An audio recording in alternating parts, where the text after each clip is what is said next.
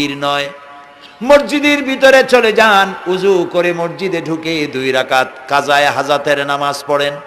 রাসূলুল্লাহর উপরে যখনই বিপদ হতো তিনি নামাজে দাঁড়ায় যেতেন। সুবহানাল্লাহ বলো। আপনি কেন যাবেন একটা কবরের কাছে?